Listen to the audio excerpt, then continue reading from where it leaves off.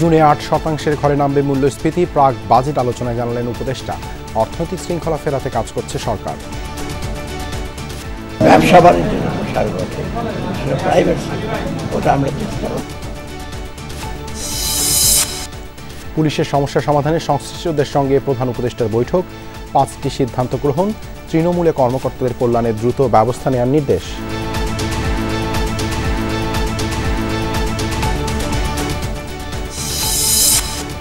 ধর্মীয় উগ্রবাদ ও চরমপন্থা নিয়ন্ত্রণে ব্যর্থ হলে ফের গণতন্ত্র হত্যার সুযোগ পাবে ফ্যাসিবাদীরা। মন্তব্য তারেক রহমানের। বহির্বিশ্বে ইমেজ সংকটে পড়বে বাংলাদেশ। অন্তর্বর্তীকালীন সরকারের নিরপেক্ষতা এবং সরকারের কার্যক্রমের প্রতি জনগণের আস্থার সংকট সৃষ্টি হলে গণতন্ত্র প্রতিষ্ঠাকরণের যাত্রাপথ বিপদসংকুল হয়ে উঠতে বাধ্য। খিলক্ষেতে ধর্ষণের ঘটনায় মামলার পর গ্রেপ্তার 2, চলছে ভুক্তভোগী শিশুর পরীক্ষা নিরীক্ষা। শঙ্কামুক্ত নয় গণপিটুনির শিকার অভিযুক্ত কিশোর। ভালো আছে, মেয়ের সমস্যা নেই, পরীক্ষা চলতেছে। পরীক্ষা হয়নি এখনো? না, এই যে হচ্ছে। আজকের যে কন্ডিশন সেটা তার শারীরিক অবস্থায় স্থিতিশীল আছে, শঙ্কামুক্ত এখনই বলা যাচ্ছে না, কন্ডিশন ইমপ্রুভ করছে।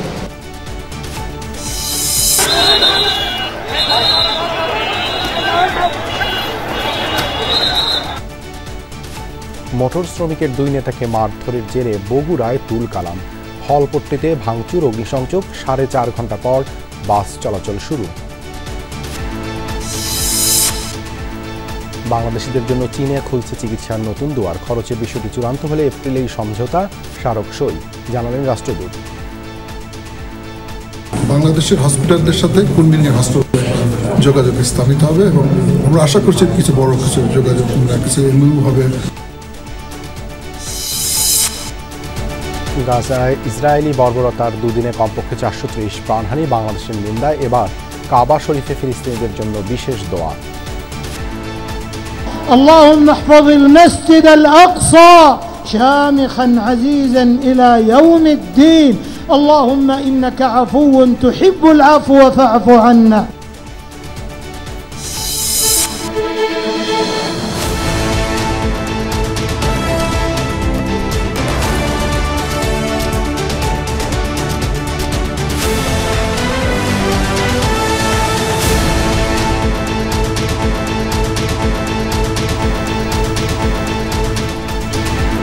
আমন্ত্রণ সন্ধ্যার বাংলাদেশের সঙ্গে আছে আমি দেবাশিস রঞ্জন সরকার। এতক্ষণ শিরোনাম দেখছিলেন। মূল্যস্ফীতি নিয়ন্ত্রণে সর্বোচ্চ গুরুত্ব দিচ্ছে সরকার। আগামী জুনে 8% নেমে আসবে সূচক। মন্দাবস্থার কারণে এখন প্রবৃদ্ধির দিকে নজর দেওয়া হচ্ছে কম। গণমাধ্যমের সম্পাদকদের সঙ্গে প্রাক বাজেট আলোচনায় অর্থ উপদেষ্টা জানালেন, অর্থনৈতিক বৈষম্য কমিয়ে আনতে চায় সরকার। বাড়বে সামাজিক নিরাপত্তামূলক কর্মসূচির ভাতার পরিমাণ। অর্থনৈতিক সংস্কার উদ্যোগগুলো বাজেটে স্পষ্ট হবে, পরবর্তী সরকার তা ছুড়ে দিতে পারবে না। প্রস্তাবের সম্পাদকরা বলেন, প্রতি বছরই বড় হচ্ছে বাজেট, তবে দুর্নীতির কারণে মিলছে না সুফল। দীর্ঘ সময় ধরে 2 অঙ্কের ঘরে মূল্যস্ফীতির হার, আয়ের সিংহভাগ অর্থ খেয়ে ফেলছে মূল্যস্ফীতি। দুপুরে সচিবালয়ে প্রিন্ট ও ইলেকট্রনিক মিডিয়ার সাংবাদিকদের সঙ্গে 2025-26 অর্থবছরের বাজেট সংক্রান্ত মতবিনিময় সভা গুরুত্ব পায় মূল্যস্ফীতি নিয়ন্ত্রণ, কর্মসংস্থান বৃদ্ধি, সামাজিক নিরাপত্তামূলক কর্মসূচির বিস্তার, ব্যক্তির করমুক্ত আয়ের সীমা বৃদ্ধি প্রসঙ্গ। বলা হয়, প্রতি বছর বড় হচ্ছে বাজেট, বরাদ্দ বাড়ছে, কিন্তু বাজেট বাস্তবায়নের ক্ষেত্রে দুর্নীতি বন্ধ করা জরুরি। পরিবর্তিত বাংলাদেশের কথা বলছি, আপনার হাতে সেই সুযোগ এসেছে। আপনি হয়তো যেখানে সবচেয়ে বেশি জোর দেওয়া দরকার সেটা হচ্ছে ইমপ্লিমেন্টেশনে, মানে আদতে আমাদের বাজেটের বড় অংশ ক্ষয় হয়ে যায় দুর্নীতি জড়িত বা সিস্টেম লস। এই আমাদের যে সিস্টেম লস, সেই সিস্টেম লসটাকে কিভাবে কমানো যায় সেইটা হওয়া উচিত অগ্রাধিকার। ধ্বংসের স্তূপ থেকে আপনি ফিনিক্স পাখির মতো দেশকে জাগাতে হবে। তো যাই হোক, এই জন্য আপনাদের চ্যালেঞ্জ মোকাবেলায় আপনি সফল হন, আপনার সহকর্মীরা সফল হন, এই কামনা করি। কর্মসংস্থান বৃদ্ধির দাবি তুলে বলা হয়, বিনিয়োগ বাড়াতে উদ্যোগ নিতে হবে। প্রস্তাব করা হয় মূল্যস্ফীতি বিবেচনায় ব্যক্তির করমুক্ত আয়সীমা বাড়ানোর। বাজেট বক্তৃতা এবং উপস্থাপনে ভিন্নতা আনতেও দেওয়া হয় পরামর্শ। সরকারের মাথাভারী প্রশাসনের দরকার নেই, সরকারের কাজ হবে বেসরকারি কাজ যাতে সম্প্রসারিত হয় এবং বেসরকারি কর্মসংস্থান সৃষ্টি করে চোখে অর্থনীতির মূল নিয়ম কিভাবে ব্যস্ত করে। অনেক টাকা খরচ করে এই অনুষ্ঠান তৈরি করতে হয়, প্রচার করতে হয়। আমাদের আয়ের একমাত্র উৎস হচ্ছে আলাদা বিজ্ঞাপন। তাহলে আমরা কি করতে পারি? আমি জানি না ওইখান থেকে সরকার কোনো অর্থ পায় কিনা বা কীভাবে কী পরিমাণ অর্থ পায়। যেমন বাংলাদেশে বলা হয়েছে প্রায় 1 থেকে 1,500 কেবল অপারেটর আছে, তাদের কাছ থেকে আপনারা কোনো ভ্যাট বা কোনো অর্থ পান কিনা জানি না, আমরা পাই। মূল্যস্ফীতি নিয়ন্ত্রণে কার্যকর উদ্যোগ নেবার আশ্বাস দেন অর্থ উপদেষ্টা। জানান গতানুগতিক বাজেট এবার হবে না, দৃষ্টান্ত রেখে যেতে চায় সরকার। মূল্যস্ফীতি কমাতো, সাথে তেমন আয় যেন বাড়ির কর্মসংস্থান হোক, তবে ব্যবসা বাণিজ্যের প্রসার ঘটে, সেটা প্রাইভেট সেক্টর, ওটা আমরা চেষ্টা করবো। এটা নিয়ে ট্যাক্সের ব্যাপার আসছে। উপদেষ্টা জানান আগামী বাজেটে সামাজিক নিরাপত্তামূলক কর্মসূচির ভাতার পরিমাণ বাড়বে। নিজেদের স্বার্থেই দরকার এলডিসি উত্তরণ।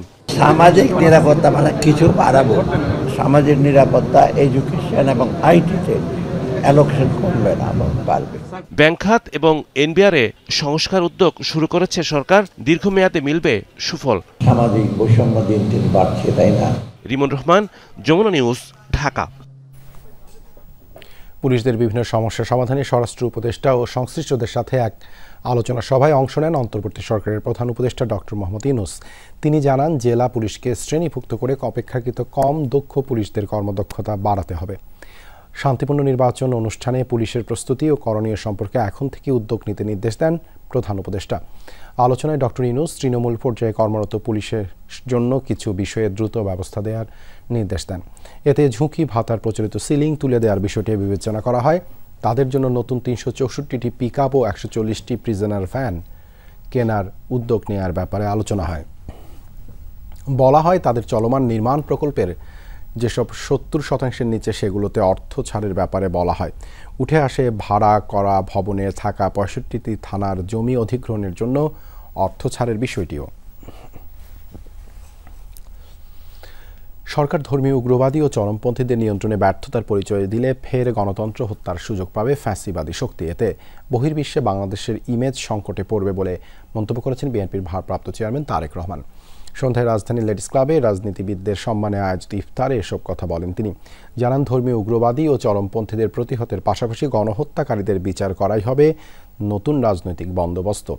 তারেক রহমান বলেন নির্বাচন না দেওয়ার কারণেই ফ্যাসিস্টদের চরমভাবে বিদায় নিতে হয়েছে, তাই নির্বাচন গুরুত্বপূর্ণ। তিনি আরও বলেন সরকারের কয়েকজন উপদেষ্টা ও কয়েকটি রাজনৈতিক দল কিছুটা ভিন্ন স্বরে কথা বলছে। যদি জনগণের আকাঙ্ক্ষা উপেক্ষা করে গৌণ উদ্দেশ্যকে গুরুত্ব দেওয়া হয় তাহলে ভুল বার্তা যাবে জনগণের কাছে। অন্তর্বর্তীকালীন সরকারের নিরপেক্ষতা এবং সরকারের কার্যক্রমের প্রতি জনগণের আস্থার সংকট সৃষ্টি হলে গণতন্ত্র প্রতিষ্ঠাকরণের যাত্রাপথ বিপদসংকুল হয়ে উঠতে বাধ্য। অপরদিকে এ ধরনের পরিস্থিতি শেষ পর্যন্ত পলাতক মাফিয়া চক্রের দোসরদের পুনরুত্থানের পথকেই সুগম করবে। রাজধানী খিলক্ষেতে ধর্ষণের ঘটনায় মামলা হয়েছে, সুস্থ আছে শিশুটি। এদিকে অভিযুক্ত গণপিটুনির শিকার কিশোরের অবস্থাও স্থিতিশীল বলে জানিয়েছেন চিকিৎসক। বিস্তারিত জানাচ্ছেন রাব্বি সিদ্দিকী। মঙ্গলবার রাতে গণপিটুনির শিকার 15 বছর বয়সী কিশোর রবিউল। তার বিরুদ্ধে 5 বছরের শিশুকে ধর্ষণের অভিযোগ। অভিযুক্তকে থানায় নিয়ে যাওয়ার সময় খিলক্ষেত বাজার এলাকা ঘেরাও করে এলাকাবাসী। রবিউলকে মারধরের পাশাপাশি ভাঙচুর চালানো হয় পুলিশের গাড়িতে। পরে সেনাবাহিনী পৌঁছে পরিস্থিতি নিয়ন্ত্রণে আনে। রাতেই ঢাকা মেডিকেল কলেজ হাসপাতালে ভর্তি করা হয় দুজনকে। ওয়ান স্টপ ক্রাইসিস সেন্টারের চিকিৎসক জানান মেয়েটির শারীরিক অবস্থা ভালো। মেয়ে ভালো আছে, মেয়ের সমস্যা নেই। ছোট বাচ্চাটা, ছেলেটা তো ছোট, বেশি বড় না, 15 বছর বয়স। এদিকে গুরুতর আহত কিশোরের দাবি সন্দেহের বশেই গণপিটুনি হয়েছে তাকে। চিকিৎসক জানান শঙ্কামুক্ত না হলেও তার শারীরিক অবস্থা স্থিতিশীল। আজকের যে কন্ডিশন সেটা তার শারীরিক অবস্থায় স্থিতিশীল আছে। আমরা আশা করছি দ্রুততম সময়ে চিকিৎসা সম্পন্ন করে তাকে হয়তো যথাযথ কর্তৃপক্ষের কাছে আমরা হ্যান্ডওভার করতে পারব। শঙ্কামুক্ত এখনই বলা যাচ্ছে না, কন্ডিশন ইমপ্রুভ করছে। আমি পালা যেতাম, আমি তো অন্যায় করছি না, এর লেগে আমি সাবাস কইরা আমি আমার বাসার থাকছি। এর লেগে আমি সাবাস কইরা আমি আমার বাসার থাকছি, কোনো অন্যায় করছি না। এটা যদি আপনারা বলবো যে আমার আল্লাহ আছে, আমার আল্লাহ আছে, যদি আপনি বলবো যে আমি বুঝতে পারেন, আল্লাহ তো দেখতেছি উপরেতে। রবিউলের স্বজনদের অভিযোগ, মেয়েটির পরিবারের সাথে পূর্বশত্রুতার জের ধরে রবিউলকে এভাবে মৃত্যুর মুখে ঠেলে দেওয়া হয়েছে। আমরা ছোট থেকে বড় করছি মা বাহে, মা খালি জন্ম দিয়েছে বা মরে গেছে 3টা বুঝতে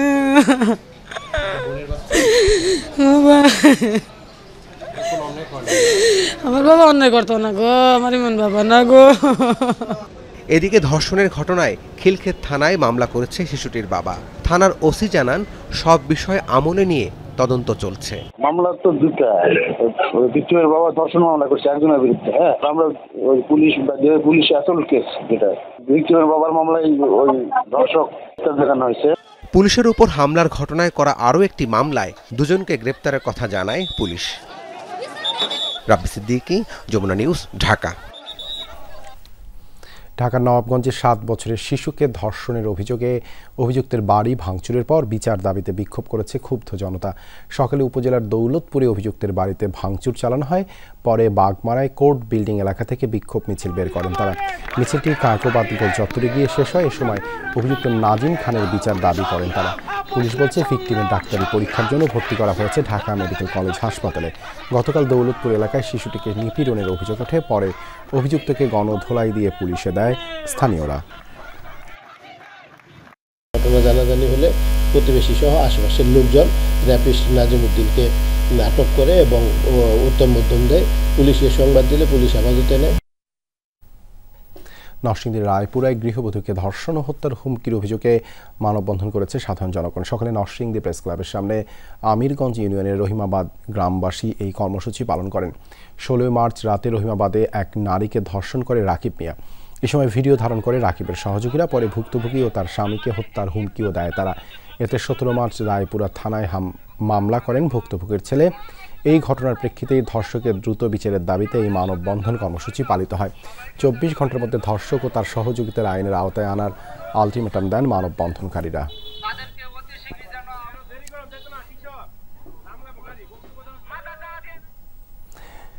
দেশের সামগ্রিক নিরাপত্তা পরিস্থিতি এবং সেনাবাহিনীর চলমান কার্যক্রম নিয়ে প্রধান উপদেষ্টা ডক্টর মোহাম্মদ ইউনূসের সাথে সাক্ষাৎ করেছেন সেনাবাহিনীর প্রধান জেনারেল ওয়াকারুজ্জামান। বুধবার রাষ্ট্রীয় অতিথি ভবন যমুনায় সাক্ষাৎ করেন তারা। সাক্ষাতে দেশের উন্নয়ন ও স্থিতিশীলতার জন্য সেনাবাহিনী কর্তৃক গৃহীত বিভিন্ন পদক্ষেপ নিয়ে আলোচনা করেন তারা। এ সময় সেন্ট্রাল আফ্রিকান রিপাবলিক সফরের বিষয়ে প্রধান উপদেষ্টাকে অবহিত করেন সেনাপ্রধান। জানান, সফরটি দুদেশের সম্পর্ক উন্নয়ন ও সামরিক সহযোগিতা বৃদ্ধিতে সহায়ক ভূমিকা রাখবে। এছাড়া গণ অভ্যুত্থানে আহতদের চিকিৎসায় সেনাবাহিনীর বিভিন্ন পদক্ষেপ সম্পর্কেও ডক্টর ইউনূসকে অবহিত করা হয়। পাশাপাশি সদ্য সমাপ্ত বিবিধ বঞ্চিত সেনা কর্মকর্তাদের সুবিচার নিশ্চিতকরণ ও অগ্রগতির বিষয়ে অবহিত করেন প্রধান উপদেষ্টাকে। বলেন, দেশের সার্বভৌমত্ব নিরাপত্তা নিশ্চিতে পেশাদারিত্ব ও নিষ্ঠার সঙ্গে দায়িত্ব পালন অব্যাহত রাখবে সেনাবাহিনী।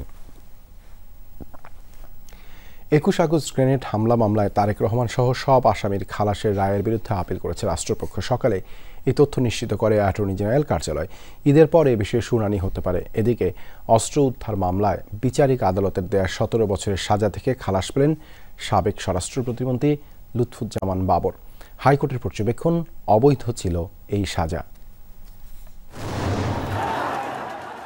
2004 সালের 21 আগস্ট রাজধানীর বঙ্গবন্ধু এভিনিউতে গ্রেনেড হামলায় আওয়ামী লীগ নেত্রী আইভি রহমান সহ নিহত হন 24 জন।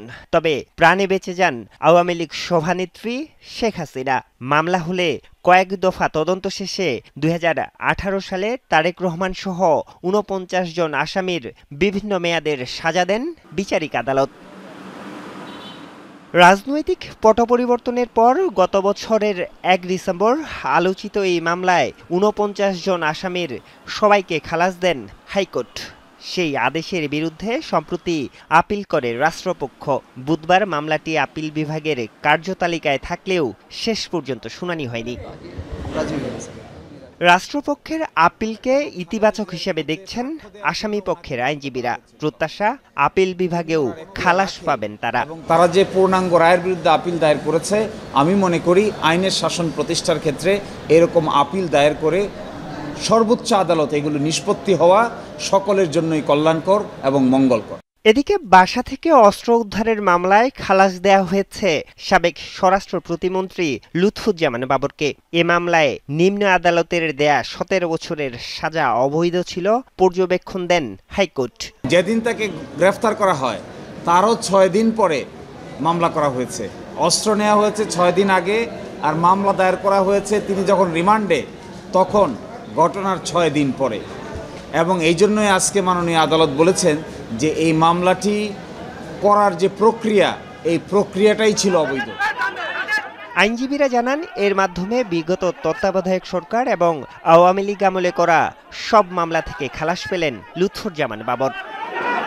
আরিফুর রহমান সবুজ, যমুনা নিউজ, ঢাকা।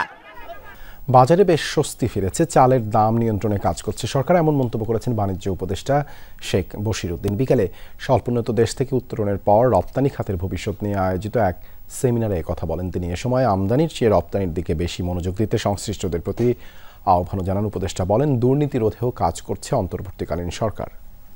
সেই জায়গাটিকে আমি এইভাবে একটি ছবি দিয়ে 2026 সালে স্বল্পোন্নত দেশ বা এলডিসি থেকে উত্তরণ পাবে বাংলাদেশ। এর ফলে বদলে যাবে বাণিজ্যিক নানা সমীকরণ।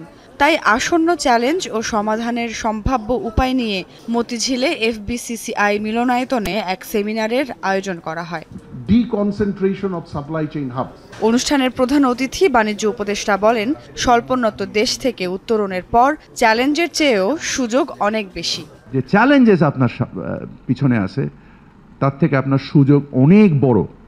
সো লেট আস, আমরা যদি সঠিকভাবে কাজ করতে পারি এই সমন্বিত বিষয়গুলোকে নিয়ে সম্পদের বন্টনের, সুষম বন্টনের এবং সামাজিক ন্যায় বিচার প্রতিষ্ঠার করার যে সামগ্রিক উদ্দেশ্য, এটা নিয়ে যদি আমরা একত্রিত হতে পারি, আমি আশা করি আল্লাহ তাআলা বরকত দিবেন আমাদেরকে।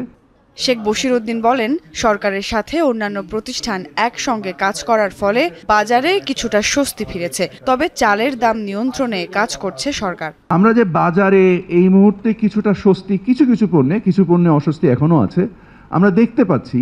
এটার মূল কারণ হচ্ছে তো আমাদের তো এই সমস্যাটা ছিল সরবরাহ কেন্দ্রিক। সো এখানে ট্যারিফ কমিশন বলেন, ন্যাশনাল বোর্ড অফ রেভিনিউ বলেন, কমার্স মিনিস্ট্রি বলেন, ভোক্তা অধিকার বলেন, এভরিবডি হ্যাভ ওয়ার্কড কোঅর্ডিনেটেডলি। চালের মূল্যে এই মুহূর্তে একটা সমস্যা আমরা দেখতে পাচ্ছি এবং আমাদের ইনফ্লেশন ইন্ডেক্সের মধ্যে চাল carries one of the highest weight. So we need to, আমি গতকালও খাদ্য উপদেষ্টার সাথে কথা বলেছি, and then we want to see as to how আমরা এই সাপ্লাই সাইডটা ইমপ্রুভ করতে পারি।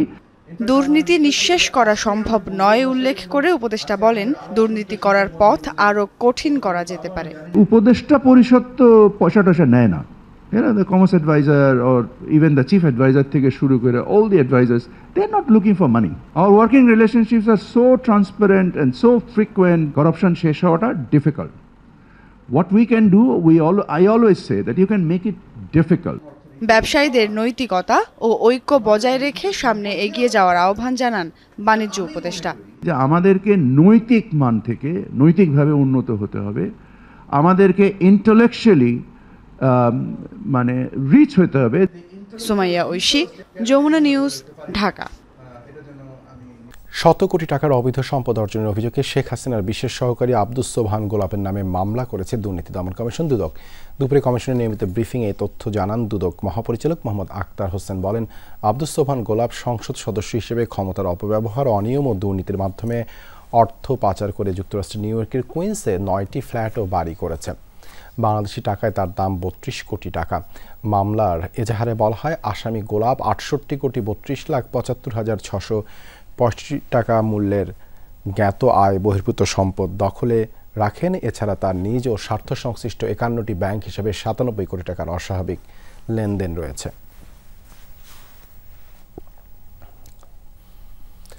বগুড়ায় মোটর শ্রমিক ইউনিয়নের 2 নেতাকে মারধরের জেরে তুল কালাম ঘটেছে। ফলপট্টিতে দোকানপাট ভাঙচুর ও আগুন দেওয়া হয়। সকাল থেকে 4.5 ঘন্টা জেলা থেকে সব রুটে বাস চলাচল বন্ধ ছিল। এতে চরম ভোগান্তি পোহাতে হয় যাত্রীদের। দুপুরে প্রশাসনের আশ্বাসে স্থগিত করা হয় ধর্মঘট। বেলা 11টার দিকে বগুড়ার স্টেশন রোড এলাকা হঠাৎই উত্তপ্ত হয়ে ওঠে। মোটর শ্রমিক ইউনিয়নের 2 নেতাকে মারধরের জেরে ফলের দোকানগুলোতে ভাঙচুর ও আগুন দেওয়া হয়। পরিস্থিতি নিয়ন্ত্রণে ঘটনাস্থলে পৌঁছে সেনাবাহিনী। এর আগে সকাল থেকে শহরের চারমাথা কেন্দ্রীয় বাস টার্মিনাল ও ঠনঠনিয়া স্ট্যান্ড থেকে সব রুটে বাস চলাচল বন্ধ করে দেয় শ্রমিকরা। আগাম ঘোষণা ছাড়া বাস বন্ধ করায় চরম দুর্ভোগে পড়েন যাত্রীরা। নওগাঁ থেকে আসতেছি, এভাবে কাটা ভাবে আসতেছি, বাস পাইনি। সকাল থেকে আমি পাবনায় যাবো, আমি সকাল থেকে এই জায়গায় দাঁড়িয়ে আছি, কিন্তু একটা গাড়িও আমি পাইনি। পরিস্থিতি নিয়ন্ত্রণে শ্রমিক ইউনিয়ন কার্যালয়ে বৈঠকে বসেন পুলিশ ও প্রশাসনের প্রতিনিধিরা। হামলাকারীদের গ্রেফতারের আশ্বাসে ধর্মঘট স্থগিতের ঘোষণা দেন শ্রমিক নেতারা। 4.5 ঘন্টা বন্ধ থাকার পর শুরু হয় বাস চলাচল। আসামিদেরকে গ্রেফতার না করতে পারে তাহলে পরবর্তীতে 3 দিন পর আমরা কর্মসূচি ঘোষণা করব। সেই ঘোষণায় উত্তরবঙ্গের 16 জেলা ইনক্লুডিং থাকবে। মঙ্গলবার স্টেশন রোডের ফলপট্টি এলাকায় সিএনজি অটোরিকশা রাখা নিয়ে বাকবিতণ্ডার এক পর্যায়ে নারিকেল ব্যবসায়ীদের হাতে মারধরের শিকার হন জেলা মোটর শ্রমিক ইউনিয়নের 2 নেতা। মেহেরুল সুজন, যমুনা নিউজ, বগুড়া। রূপগঞ্জের চনপাড়ায় আধিপত্য নিয়ে মঙ্গলবার রাতভর সংঘর্ষে জড়ালো যুবদলের দুপক্ষ। এতে 3 জন গুলিবিদ্ধ সহ আহত অন্তত 10 জন। চিকিৎসাধীন অবস্থায় মারা গেছে একজন। জড়িতদের ধরতে অভিযান চালিয়েছে আইন শৃঙ্খলা বাহিনী। একজনকে আটকের পাশাপাশি জব্দ হয়েছে দেশীয় অস্ত্র। রূপগঞ্জের চনপাড়ার সেই চিরচেনা দৃশ্য। মঙ্গলবার রাতভর এভাবেই রক্তক্ষয়ী সংঘাতে জড়ায় যুবদলের দুপক্ষ। গোলাগুলিতে ছড়িয়ে পড়ে আতঙ্ক। এলাকার আধিপত্য নিয়ে রূপগঞ্জ থানা যুবদলের যুগ্ম আহ্বায়ক শামীম মিয়ার সাথে বিরোধ চলছিল কায়েতপাড়া ইউনিয়ন যুবদলের সাংগঠনিক সম্পাদক আব্দুল করিম ও সহসভাপতি গোলাম রব্বানীর। মঙ্গলবার সন্ধ্যায় দুপক্ষের অনুসারীর কথা কাটাকাটি হয়। পরে বৈঠকে বিষয়টি মীমাংসা না হলে দেখা দেয় উত্তেজনা। আধিপত্য বিস্তারকে কেন্দ্র করে হাতাহাতি হয় এবং হাতাহাতিটা পরবর্তীতে একটা ব্যাপক সংঘর্ষ রূপ নেয় এবং এক পর্যায়ে প্রায় 3:30-4টার দিকে এখানে আমরা শুনেছি এবং প্রমাণও পেয়েছি গোলাগুলির ঘটনা ঘটে। সংঘর্ষে আহতদের ভর্তি করা হয় হাসপাতালে। চিকিৎসাধীন অবস্থায় মারা যায় গুলিবিদ্ধ হাসিব। শামীম পক্ষের সমর্থক তিনি। মাদক ব্যবসায়ী ধরার ক্ষেত্রে আপনারা রাব্বানি করিমেরা গ্রুপ নিয়ে এসে এই 8 নম্বরতে ক্লাবেতে সিনাই লয়ে গেছে। এই এন থেকে গ্যাঞ্জাম লাগছে, ওরা আয়া ফাঁকা গুলি ছাড়তেছে। আমি আগে বাড়ি যাই, আমি আর কিছু চাই না, আমি ধন সম্পদ চাই না গো। ঘটনার পর চনপাড়া এলাকায় অভিযান চালিয়েছে আইন শৃঙ্খলা বাহিনী। উদ্ধার হয়েছে দেশীয় অস্ত্র। জড়িত সবাইকে ধরতে অভিযান অব্যাহত থাকবে বলে জানিয়েছে পুলিশ। আমরা আসার পর থেকে এই এলাকায় এমন কোনো এত গুরুতর ঘটনা গতকালের মতো বিগত 5-6 মাসে আমরা পাইনি। আমার মনে হয় যে পরিস্থিতি আমাদের কন্ট্রোলেই ছিল। কালকের ঘটনাটা একটা অনাকাঙ্ক্ষিত ঘটনা আমি মনে করি। পাশাপাশি অপ্রীতিকর পরিস্থিতি এড়াতে এলাকায় জোরদার আছে নিরাপত্তা। ওবায়দুর রহমান, যমুনা নিউজ। জাতীয় দলের সাথে প্রথমবারের মতো অনুশীলনে হামজা চৌধুরী। সেখানে আছেন সহকর্মী মেহেদি রিয়ান।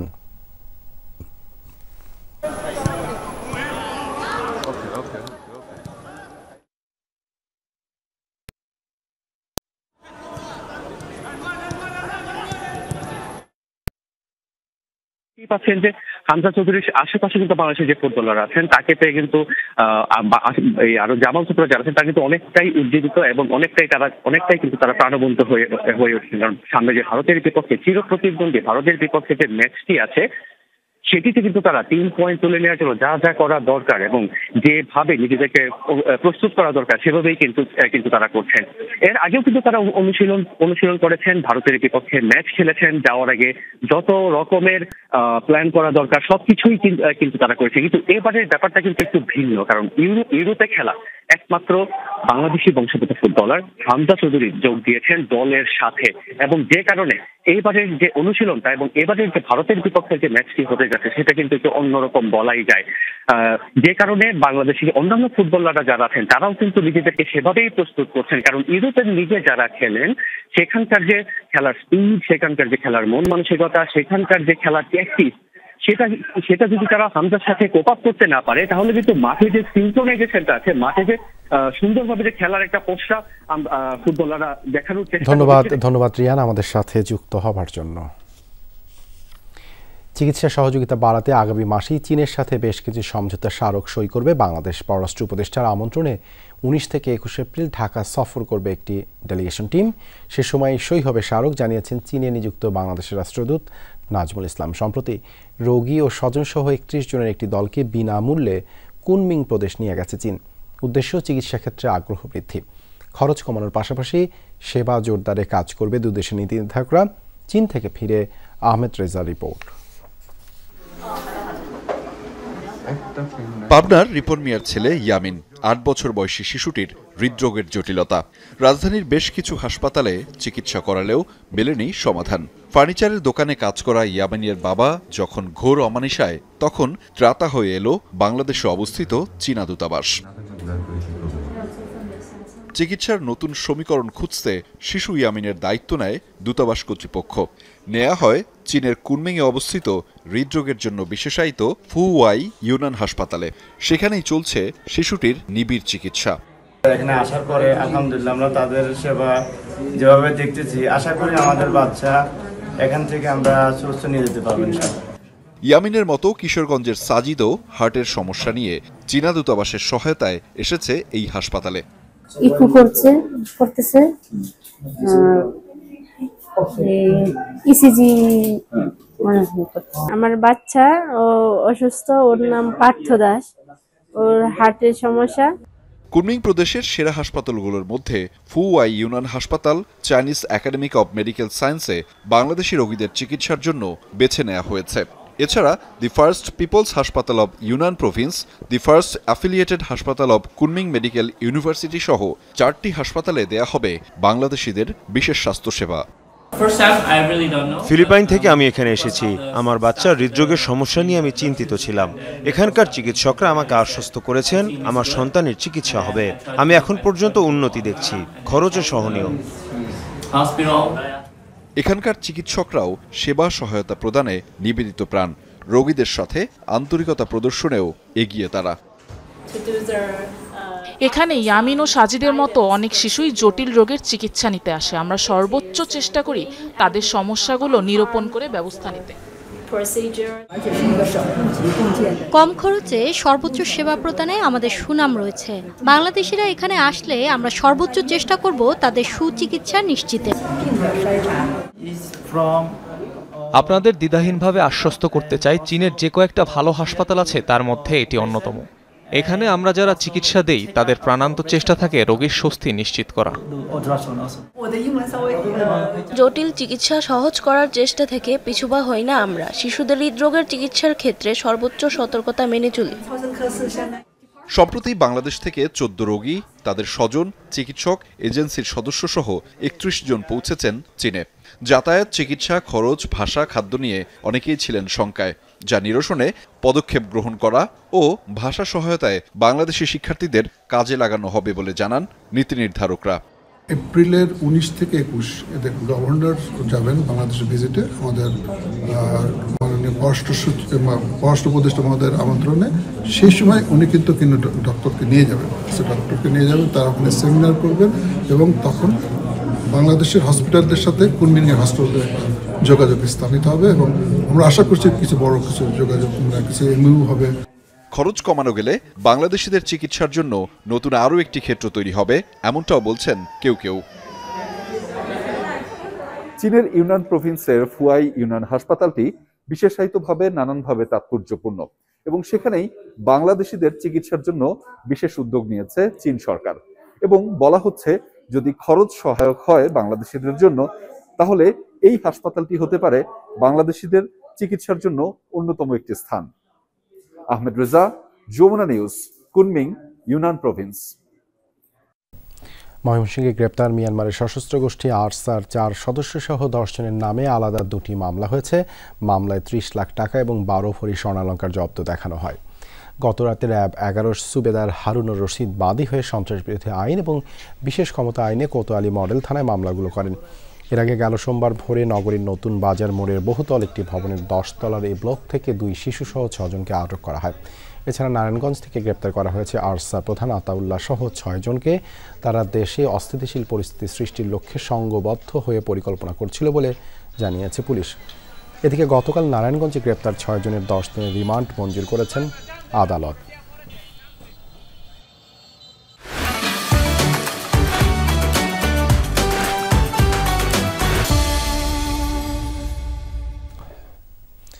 জমে উঠতে শুরু করেছে রাজশাহী কুমিল্লার ঈদের কেনাকাটা। নগরীর ছোট বড় সব মার্কেট আর শোরুমগুলোয় সকাল থেকে রাত পর্যন্ত চলে বেচা কেনা। দেশি বিদেশি বাহারি পোশাকের সম্ভার নিয়ে ক্রেতা আকর্ষণের চেষ্টা করছেন বিক্রেতারা। ক্রেতাদের দাবি নিত্য নতুন কালেকশন থাকলেও গত বছরের তুলনায় এবছর দাম অনেকটাই চড়া।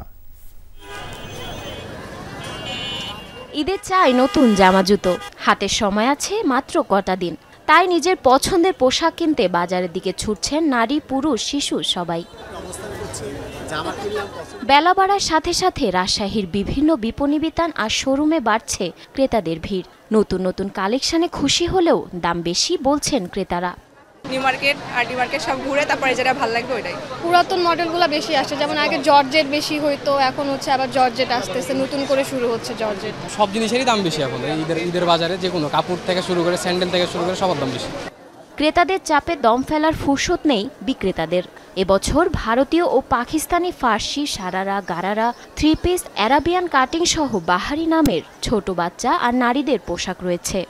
ব্যবসা লাগেছে আপনার 10 রমজানের পর থেকে শুরু হয়েছে, তো একবারে খারাপ না, তার আছে মোটামুটি। এবার সারারা আসছে, আর অর্গানজা থ্রি পিস আসছে, আর যে কাপ্তান আসছে। প্রতিবারের থেকে এবারের কালেকশনগুলো আমাদের সম্পূর্ণটাই নতুন, যা কাস্টমারকে অনেক বেশি আকর্ষণ করছে। কুমিল্লাতেও জমে উঠেছে ঈদের কেনাকাটা।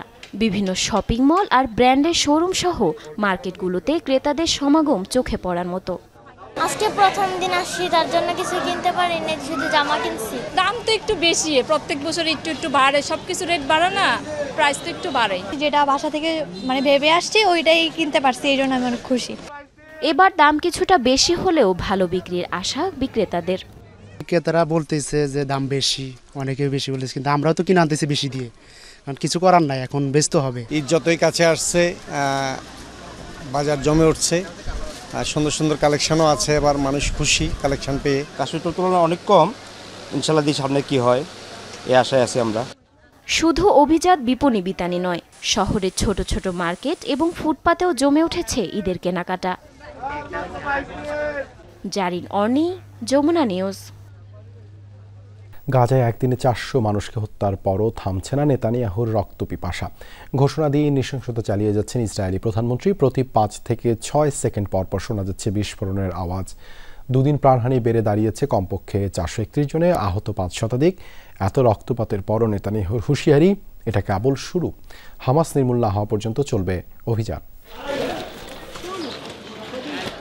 যুদ্ধবিরতি কার্যকর থাকায় এবার হামলা আতঙ্ক ছাড়াই ঈদ উদযাপনের প্রত্যাশা ছিল গাজার শিশুদের। পবিত্র রমজানেই শুরু হয়েছিল আমেজ, তবে চুক্তি উপেক্ষা করে ইসরায়েলের হামলায় চুরমার হয়ে গেল সেই স্বপ্ন। এবারও কি তবে বারুদের পোড়াগন্ধে ঈদ কাটাতে হবে গাজাবাসীর? মঙ্গলবার থেকে গাজায় লাগাতার হামলা চালিয়ে যাচ্ছে ইসরায়েল। বাদ যাচ্ছে না উপত্যকার কোনো প্রান্ত। উত্তরের বেইত লাহিয়া থেকে শুরু করে দক্ষিণে রাফা পর্যন্ত রাতভর বোমাবর্ষণ করেছে তেল আবিব। নতুন করে প্রাণহানির শিকার অনেকে, আহত বহু। হতাহতদের বেশিরভাগই শিশু। দুদিনে 400-র বেশি মানুষের প্রাণ কেড়ে নেয়ার পরও রক্তের নেশায় মত্ত ইসরায়েলি প্রধানমন্ত্রী বেনিয়ামিন নেতানিয়াহু বলেছেন, এটা কেবল শুরু। পূর্ণ শক্তি নিয়ে হামাস বিরোধী অভিযান চালিয়ে যাওয়ার হুঁশিয়ারি দিয়েছেন তিনি। হামাস এরই মধ্যে আমাদের হামলার প্রভাব খুব ভালোভাবেই অনুভব করছে। তাদের বলতে চাই, এটা কেবলমাত্র শুরু। হামাসকে ধ্বংস করে জিম্মিদের ঘরে ফিরিয়ে আনবো। সব লক্ষ্য পূরণ না হওয়া পর্যন্ত থামবো না। এখন থেকে অভিযানের মধ্যেই যুদ্ধবিরতি আলোচনা চলবে। সাধারণ ফিলিস্তিনিরা নয়, নেতানিয়াহুর দাবি হামলার টার্গেট শুধু হামাস। ইসরায়েলি বুলেট বোমার আঘাতে শত শত মৃত্যুর পরও এর পেছনে হামাসকেই দায়ী করেছেন তিনি। ফিলিস্তিনি বেসামরিক নয়, আমাদের টার্গেট হামাস সন্ত্রাসীরা। তারা যখন বেসামরিকদের মানব ঢাল হিসেবে ব্যবহার করে, তখন অনাকাঙ্ক্ষিত মৃত্যুর জন্য হামাসই দায়ী। ফিলিস্তিনি বেসামরিকদের প্রতি আমার আহ্বান, ক্ষয়ক্ষতি এড়াতে নিরাপদ এলাকায় চলে যান। উপত্যকার ওপর দিয়ে এখনও অনবরত উঠছে ড্রোন। হেলিকপ্টার দিয়ে গুলি ছোড়ার ঘটনা হয়েছে জাইতুন, মধ্য গাজা, দেইর আল বালা সহ বিভিন্ন স্থানে। নতুন করে হামলার জেরে উপত্যকায় আরও একবার বাস্তুচ্যুত হয়ে পথে নেমেছে লাখ লাখ ফিলিস্তিনি। অনিক রহমান, যমুনা নিউজ। ফিলিস্তিনের বিজয় কামনা করে এবার বিশেষ দোয়া হয়েছে মুসলমানদের সবচেয়ে পবিত্র স্থান কাবা শরীফে। মঙ্গলবার তারাবি নামাজের পর এই দোয়া করেন আলোচিত শায়েখ আব্দুর রহমান আস-সুদাইস। এ সময় ফিলিস্তিনের উপর হামলাকারীদের ধ্বংস কামনা করা হয়।